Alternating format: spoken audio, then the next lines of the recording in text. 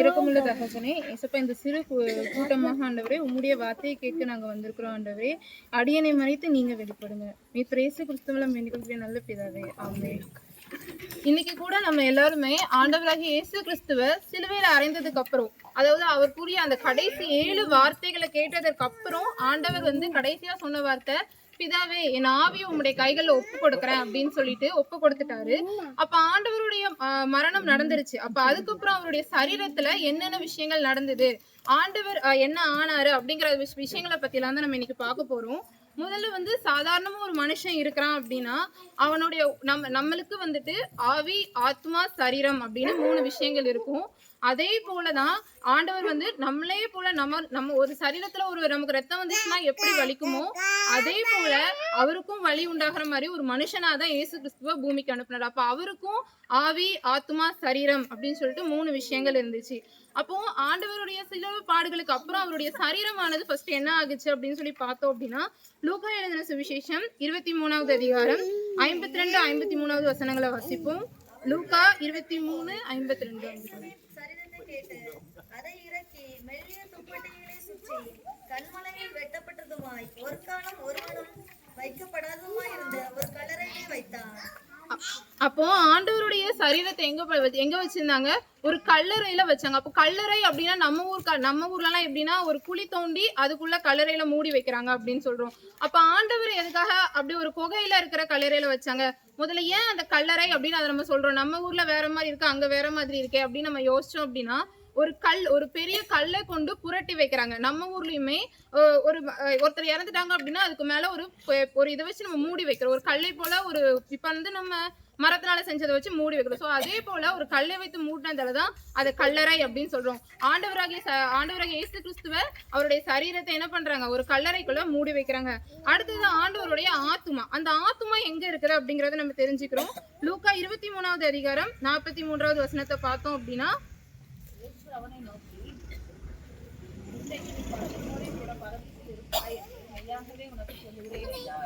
அப்ப ஆண்டவர் சிலுவையில அறையப்படுற பொழுது தன்னுடைய பக்கத்துல இருக்கிற அந்த திருடனை பார்த்து சொல்றாரு, நீ இன்னைக்கு என் கூட எங்க இருப்பா? பரதீஸ்ல இருப்பா அப்படின்னு சொல்ற. அப்ப ஆண்டவருடைய ஆத்துமா எந்த இடத்துல இருக்குன்னா பரதீஸ்ல அந்த கல்லனோட கூட இளைப்பாற ஒரு இடத்துல அவருடைய ஆத்துமா இருக்குது.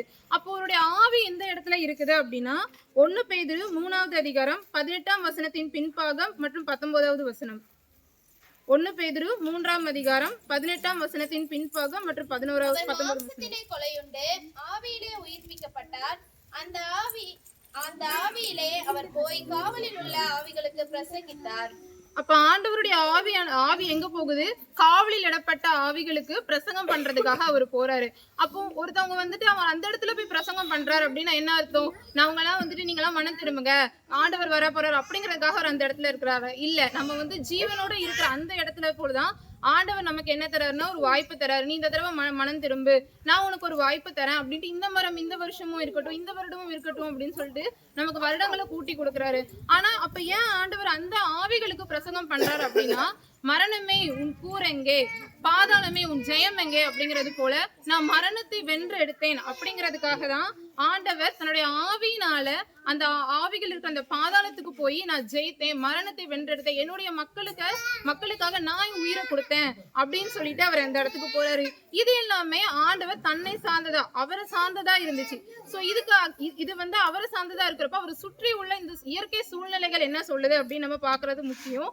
மத்தேயு எழுதின சுவிசேஷம் 27ஆம் அதிகாரம் 51ஆம் வசனம் 52, 53.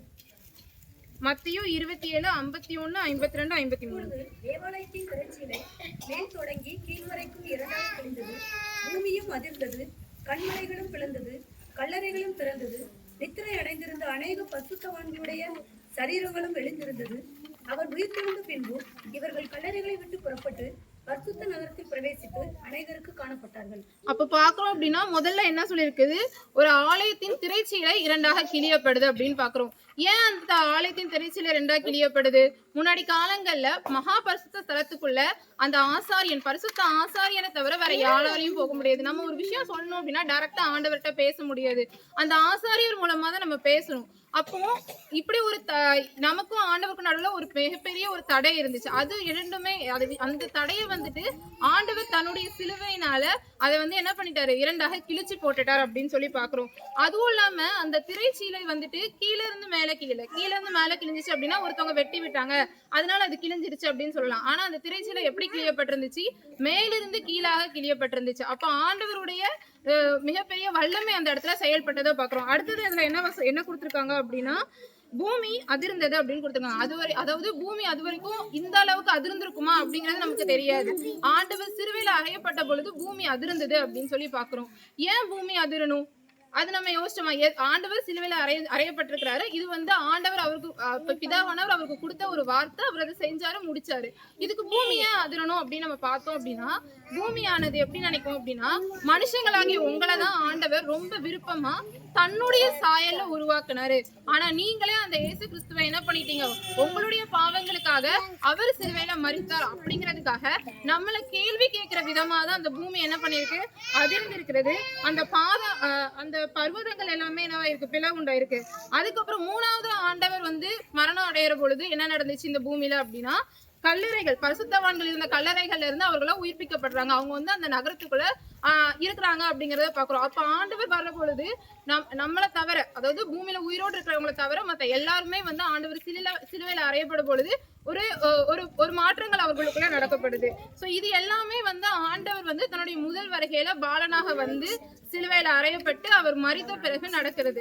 சோ இது அவருடைய முதல் வருகையில நடைபெற்ற விஷயங்களா இருக்கு. இப்ப நம்ம எல்லாம் வாழ்ந்துட்டு இருக்கிறது என்ன அப்படின்னா, அவருடைய இரண்டாவது வருகையின் காலகட்டத்துல இருக்கிறோம். முதல் வருகையின் காலத்துலக்கும் அந்த இரண்டாவது வருகையின் சமீபத்து காலத்துல இருக்கிற நம்ம அந்த இடைப்பட்ட காலத்துல இருக்கும். அந்த இடைப்பட்ட காலத்தை என்னன்னு சொல்றாங்க அப்படின்னா, கிருபையின் காலம் அப்படின்னு சொல்றாங்க. அந்த கிருபையின் காலத்துல ஆண்டவர் நமக்காக, நான் முதல் வருகையில உங்களுக்காக சில விஷயங்கள் நான் கத்து கொடுத்துட்டு போயிருக்கேன். அந்த விஷயங்களை நீங்க பின்பற்றணும், என்ன கீழ்ப்படிறவங்களா நீங்க இருக்கணும் அப்படிங்கிறதுக்காக தான் இந்த இடைப்பட்ட இந்த கிருபையின் காலத்தை நமக்கு கொடுத்துருக்காங்க. இந்த கிருபையின் காலங்கள்ல அவருடைய முதல் வருகையான கிறிஸ்துமஸை நம்ம கொண்டாடுறோம். அவர் நமக்காக மரித்தார் அப்படின்ற அந்த புனித வெள்ளியை கொண்டாடுறோம். நமக்காக உயிர்த்தார் அப்படின்னு ஈஸ்டர் கொண்டாடுறோம். அதே நம்ம அவர் வரப்போகிறார் அப்படிங்கிறதுக்காக ஆயத்தமா இருக்கிறோமா அப்படிங்கிறது நம்ம எல்லாருக்குமே கண்டிப்பா ஒரு கேள்விக்குறியான விஷயமா தான் இருக்கு. அப்ப ஆண்டவர் இங்க வந்திருந்தாரு அப்படின்னா, தன்னுடைய இரண்டாவது வருகைக்கு நம்மளை ஆயத்தப்படுத்துறதுக்கு முதல்ல அவர் செஞ்ச விஷயம் என்ன அப்படின்னா, நீங்க என்னை போல வாழணும், நீ எப்படி வாழணும் அப்படிங்கறத நான் உங்களுக்கு இந்த இடத்துல சொல்லித்தரேன் அப்படிங்கிறதுக்காக தான் அவர் முதல்ல நமக்காக இந்த பூமிக்கு வந்திருந்தாரு. இதுக்கு வசனம் என்ன அப்படின்னா, யோவான் 13ஆம் அதிகாரம் 15ஆம் வசனம். யோவான் 13ஆம் அதிகாரம் 15ஆம் வசனம். நான் உங்களுக்கு செய்தது போல நீங்களும் செய்யும்படி உங்களுக்கு மாதிரி காண்பித்தேன். ஆண்டவர் நமக்காக எப்படி வாழ்ந்திருக்கிறாரு, மாதிரியான ஒரு வாழ்க்கையை வாழ்ந்து காமிச்சிட்டு போயிருக்கிறாரு. ஆண்டவர் இப்ப நம்ம நினைப்போம், ஆண்டவர் இப்ப இருக்கிற காலகட்டத்துல வாழ்ந்திருந்தாரு அப்படின்னா, இல்ல அவர் இவ்வளவு பரிசுத்தமெல்லாம் வாழ்ந்திருக்க முடியாது அப்படின்னு தான் நினைப்போம். ஏன்னா அந்த காலத்துல போன் கிடையாது, எதுவுமே கிடையாது. அப்ப அவர் பாவம் செய்யறதுக்கான எந்த அவருக்கு ஒரு சின்ன எதுவுமே இருக்காது. அவர் ரொம்ப ஈஸியா வாழ்ந்துட்டாரு. அவர் ஆண்டவர்கிட்ட மட்டும் தான் பேசணும், இன்டர்நெட் கிடையாது, போன் கிடையாது, அவருக்கு நம்மளே மாதிரி ஒரு வேலை இருக்கணுங்கிற அவசியம் கிடையாது. ரொம்ப ஜாலியா இருந்தாரு. அதனால அவர் எந்த தப்பும் செய்யல அப்படின்னு நம்ம நினைக்கலாம். ஆனா நம்ம முதல்ல ஒரு விஷயம் தெரிஞ்சுக்கணும், மிஷினரிகள் நம்மளுடைய இடத்துக்கு வந்திருக்காங்க. அவங்க நம்ம இப்போ இருக்கிற காலத்துல அவங்க அப்பவே இருக்காங்க. 90ஸ்லயே அவங்களுக்கு இன்டர்நெட் இருக்கும், போன் இருந்துச்சு, டிவி இருந்துச்சு, எல்லாமே இருந்துச்சு. ஆனா அவங்க அவ்வளவு பெரிய ஒரு ஆடம்பரமான வாழ்க்கையவே உதறி தள்ளிட்டு தான் இந்த இடத்துக்கு வந்திருக்காங்க. நம்மளுக்காக, நம்மளுடைய வாழ்க்கை நம்ம பாவப்படக்கூடாது, நம்ம ஆண்டவருக்காக இருக்கணும் அப்படிங்கிறதுக்காக நம்ம எப்படி வாழணும்னு ஒரு மாதிரியா ஆண்டவர் அவங்களுக்கு காமிச்ச அந்த மாதிரியான வாழ்க்கைய நமக்கு காமிக்கிறதுக்காக, ஒரு மாதிரியின் வாழ்க்கையை நமக்காக வாழ்ந்து காமிக்கிறதுக்காக மிஷினரிஸ் வந்திருக்காங்க. முக்கியமா எடுத்துக்கிட்டோம் அப்படின்னா சீகன்பால் ஐயா வந்திருக்காங்க. நமக்கு இப்ப கையில இருக்கிற பைபிளை டிரான்ஸ்லேட் பண்ணி மொழிபெயர்த்து கொடுத்ததே சீகன்பால் ஐயா. அவங்களுக்கு மொழி தெரியாத ஒரு இடத்துல வந்திருக்காங்க. நமக்காக ஸ்கூல் கட்டி கொடுத்தாங்க, ஹாஸ்பிட்டல் கட்டி கொடுத்தாங்க. இன்னும் நமக்கு ஒரு ட்ரெஸ் எப்படி போடணும் எதுவுமே தெரியாம இருந்த காலகட்டத்துல அவங்களுடைய உடல் வருத்தி தன்னுடைய குடும்பத்தை எல்லாம் இழந்து, தன்னுடைய சந்தோஷம், ஆசை, பாசம் எல்லாத்தையும் இழந்தவங்களா நமக்காக இங்க ஒரு மாதிரியான வாழ்க்கையை வாழ்ந்து காமிச்சிருக்காங்க. அப்ப அதை பார்த்து இப்ப நம்மள சுத்தி இருக்கிறவங்களுக்கு ஒரு மாதிரியான வாழ்க்கையை வாழணும். நம்ம இப்போ ஒரு இடத்துக்கு போறோம், நம்ம ஒரு இடத்துல ஒர்க் பண்றோம் அப்படின்னா அங்க இருக்கிறவங்களுக்கு நம்மள பாக்குறவங்க நம்மள ஆண்டவரை பாக்குற ஒரு மாதிரியான வாழ்க்கை நமக்குள்ள கண்டிப்பா இருக்கணும். அடுத்தது 2வது ஆண்டவர் நமக்கு என்ன சொல்லிட்டு போறாரு அப்படின்னா ஒரு பிரதான கட்டளையை நமக்கு கொடுத்துட்டு போயிருக்கிறாரு. அது என்ன அப்படின்னா மார்க் 16ஆம் அதிகாரம் 15ஆம் வசனம். மார்க் 16ஆம் அதிகாரம் 15ஆம் வசனம். பின்பு அவர் அவர்களை நோக்கி, நீங்கள் உலகமெங்கும் போய் சர்வ சிருஷ்டிக்கும் சுவிசேஷத்தை பிரசங்கியுங்கள். அவர் என்ன சொல்லியிருக்காரு பிரதானமா அப்படின்னா சகல ஜனங்களுக்கும் என்ன பண்ணுங்க, சுவிசேஷத்தை அறிவிங்க அப்படின்னு சொல்லியிருக்கிறாரு.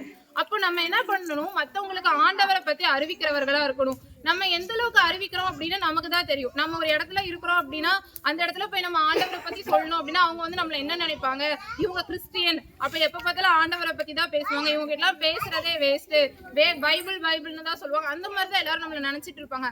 ஆனாலும் நமக்கு ஆண்டவர் கொடுத்த கட்டளை, அவர் மறுபடியும் வரப்போகிறாரு, 2வது வருகையில வரப்போறாரு. அப்ப நம்ம என்ன பண்ணணும், ஆண்டவரை பத்தி பிறர்களுக்கு சொல்றவங்களா இருக்கணும். இப்ப நம்ம நினைக்கிற மாதிரி அந்த காலத்துல சீஷர்கள் நினைச்சிருந்தாங்க அப்படின்னா இப்ப நம்ம இந்த லெவலுக்கு வளர்ந்துருப்போமா அப்படின்னா அது ஒரு கேள்விக்குரிய விஷயம் தான். முக்கியமா பார்த்தோம் அப்படின்னா பேதுரு ஆண்டவர் தன் கூடவே இருந்திருக்கிறாரு, அவருக்கு சீடனா அவர் கூடவே வாழ்ந்தாரு. ஆனா கோழி கூவுறதுக்கு முன்னாடி அவர் என்ன பண்ணிட்டாரு, மறுதலிச்சிட்டாரு. ஏன், ஆண்டவர்னு சொன்னா நம்மள என்ன பண்ணிடுவாங்க, கொண்டு போட்டுருவாங்க அப்படின்ட்டு. நம்மளும் கூட இப்ப அதே பேதுருவோட வாழ்க்கையை போலதான் வாழ்ந்துட்டு இருக்கோம். இப்ப நம்ம ஆண்டவரை பத்தி சொன்னோம்னா நம்மள என்ன நினைப்பாங்க, இவங்கெல்லாம் இந்த காலத்துக்குலாம் செட்டே ஆக மாட்டாங்க, இவங்கெல்லாம் பழைய காலத்து ஆளு, இன்னும் ஆண்டவர் அப்படி இப்படின்னு பேசுறாங்க, அப்படிதான் நம்ம நினைச்சிட்டு இருக்கோம். ஆனா அப்படி இருக்கக்கூடாது. ஏன், ஆண்டவர் நமக்கு கொடுக்கப்பட்ட ஒரு பிரதானமான கட்டளை. அதே பேதுருவானவர் அப்போஸ்தலர்ல 2ஆம் அதிகாரம் 38வது வசனத்தை வாசிங்க. பேதுரு அவர்களை நோக்கி, நீங்கள் மனம் திரும்பி ஒவ்வொருவரும் பாவ மன்னிப்புக்கென்று இயேசு கிறிஸ்துவின் நாமத்தினாலே ஞானஸ்நானம் பெற்றுக் கொள்ளுங்கள், அப்பொழுது பரிசுத்த ஆவியின் வரத்தை பெறுவீர்கள். எல்லாருக்கும் என்ன பண்றாங்க, ஞானஸ்நானம் கொடுங்க, அப்பொழுது என்ன பண்ண போறீங்க, பரிசுத்த ஆவியினருடைய வரங்களை பெறுவீங்க அப்படின்ட்டு ஒரு பிரசங்கத்தை அந்த இடத்துல பிரசித்தப்படுத்துறாரு. அந்த பிரசங்கத்தை கேட்ட பொழுது அங்க இருக்கிற மக்களுக்குள்ள என்ன வருது, பரிசுத்த ஆவியானவர் செயல்படுறாரு. அப்ப ஆண்டவர் நம்மள்ட்ட சொல்றாரு, நீங்க பிரசங்கம் பண்ணுங்கன்னு சொல்றப்போ நம்ம ஜஸ்ட் ஒரு வார்த்தையை, ஆண்டவரை பத்தின ஒரு வார்த்தையை கொடுத்தா போதும். அந்த இடத்துல செயல்படுதல் யாரோடதான் இருக்கும், பரிசுத்த ஆவியானவருடைய செயல்படுதல் இருக்கும். அப்ப பரிசுத்த ஆவியானவருடைய செயல்படுதல் நடக்கிறப்போ அந்த இடம் எப்படி மாறும் அப்படின்னா அதே அப்போஸ்தலர் 2ஆம் அதிகாரம் 41வது வசனத்தை வாசிங்க. அவனுடைய வார்த்தையை சந்தோஷமா ஏற்றுக்கொண்டவர்கள் ஞானஸ்நானம் பெற்றார்கள். அன்றைய தினம் ஏறக்குறைய 3000 பேர் சேர்த்துக் கொள்ளப்பட்டார்கள். கிட்டத்தட்ட எத்தனை பேர் சேர்க்கப்பட்டாங்க, 3000 பேர் சேர்க்கப்பட்டாங்க. அப்போ நம்ம ஆண்டவருடைய வார்த்தையை சொல்றப்போ பரிசுத்த ஆவியானவர் அந்த இடத்துல வரும்பொழுது 3000 பேர், அதாவது ஆண்டவரை மறுதலிச்ச ஒரு சீடன் ஆண்டவரை பத்தி சொல்றப்பயே 3000 பேர் ரட்சிக்கப்படுகிற பொழுது ஆண்டவருக்காக சின்ன வயசுல இருந்து வைராக்கியமா ஒரு இடத்துல நம்ம ஆண்டவருக்குள்ள நம்ம வாழ்ந்துட்டு இருக்கிறோம். அப்ப நம்ம ஒரு ஆண்டவர் வார்த்தையை சொல்ற பொழுது எத்தனை பேர் ரட்சிக்கப்படுவாங்க. இந்த உலகம் முழுவதையும் நம்ம ஆதாயப்படுத்தணும் அப்படிங்கறத ஆண்டவர் நமக்கு கொடுத்த கட்டளை. சோ இப்ப நம்ம இந்த கடைசியின் காலங்கள்ல இருக்கிறோம். இதெல்லாமே உலகத்துல இருக்கிறவங்க மத்தவங்களுக்கு நம்ம எப்படி இருக்கணும்னு கத்துக்கிட்டோம். நம்ம முதல்ல எப்படி இருக்கணும் அப்படிங்கிறது ரொம்ப முக்கியம். எவ்வளவுதான் ஒரு வசனம் பைபிள்ல கூட வசனம் இருக்கு, உலகம் முழுவதும் ஆதாயப்படுத்தினாலும் தன் ஜீவனை நஷ்டப்படுத்தினாலும் அவனுக்கு லாபம் என்ன.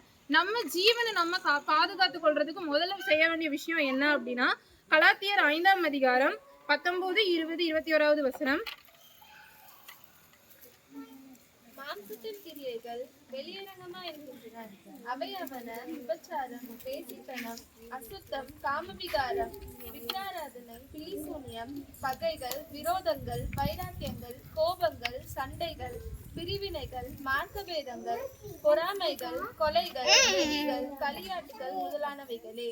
இப்படிப்பட்டவைகளை செய்கிறவர்கள் தேவனுடைய ராஜ்யத்தை சுதந்தரிப்பதில்லை என்று முன்னே நான் சொன்னது போல இப்பொழுது உங்களுக்கு சொல்லுகிறேன். அப்ப ஆண்டவருடைய ராஜ்யத்துக்குள்ள நம்ம போகணும் அப்படின்னா தனிப்பட்ட மனுஷனா நம்ம என்னென்ன விஷயங்கள், நம்மள்ட்ட என்னென்ன விஷயங்கள்லாம் இருக்கக்கூடாது, இந்த மாம்சத்தின் கிரியைகள் இருக்கக்கூடாது, விபச்சாரம், வேசித்தனம், பொய் சொல்றது, இந்த மாதிரி பாவ கட்டுகள் நமக்குள்ள இருக்கவே கூடாது. இந்த மாதிரி விஷயங்கள் இருக்கிற பொழுது நம்மளுடைய தனிப்பட்ட முறையில நம்மளுடைய ஆத்மா பரலோக ராஜ்யத்துக்குள்ள போக முடியுது. நம்ம அந்த தேவன் கூட பரதேசில இளைப்பாறுகிறவர்களா நம்மளால வாழ முடியாது.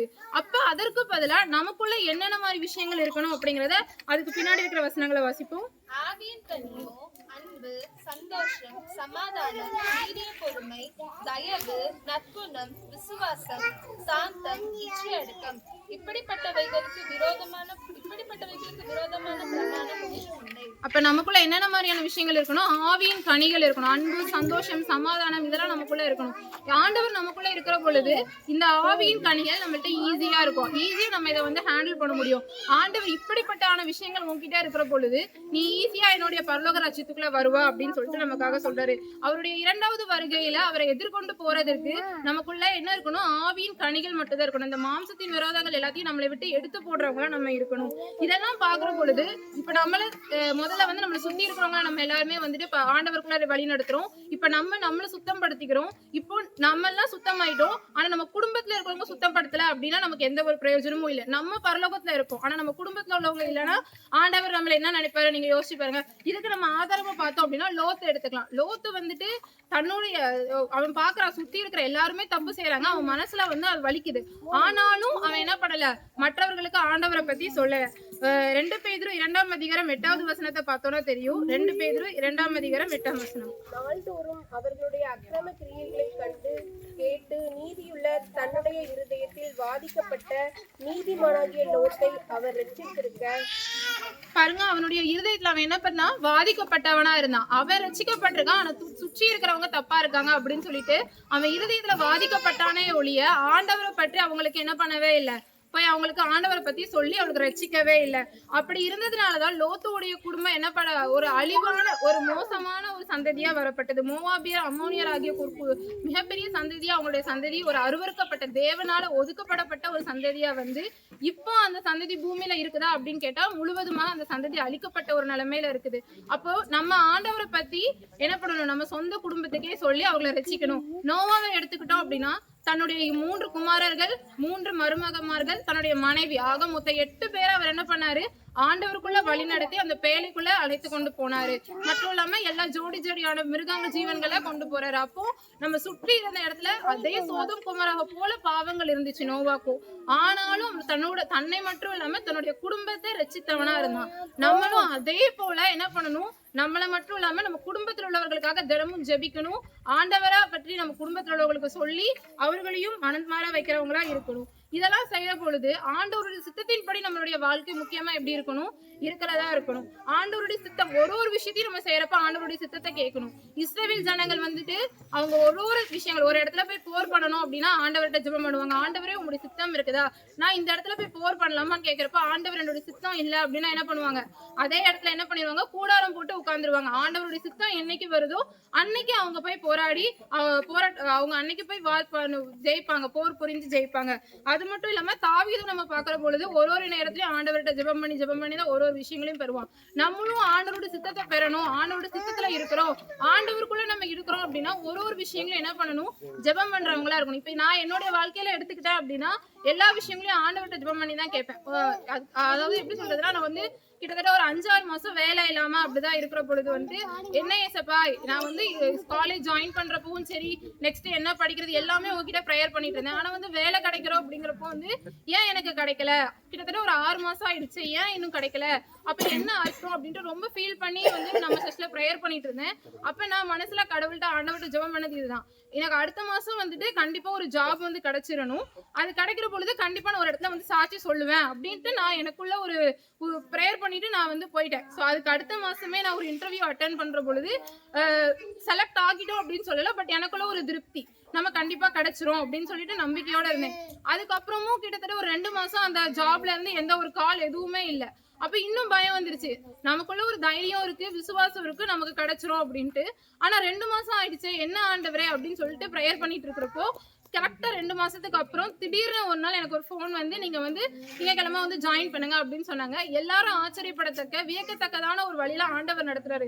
இதுக்கு காரணம் என்ன அப்படின்னா, உம்முடைய சித்தத்தின்படி நடத்துங்க அப்படின்ட்டு ஒரு தடவையும் ஜெபம் பண்ற பொழுது உம்முடைய சித்தம்னு ஆண்டவர் கையில நம்மளுடைய வாழ்க்கையை ஒப்பு கொடுத்தது காரணம் தான். நீங்களும் உங்களுடைய வாழ்க்கையில எந்த ஒரு விஷயம் நடக்கனாலும் சித்தம் ஆண்டவருடைய கரங்கள்ல ஒப்பு கொடுங்க. அவருடைய சித்தத்தின்படி வழி நடத்துங்க.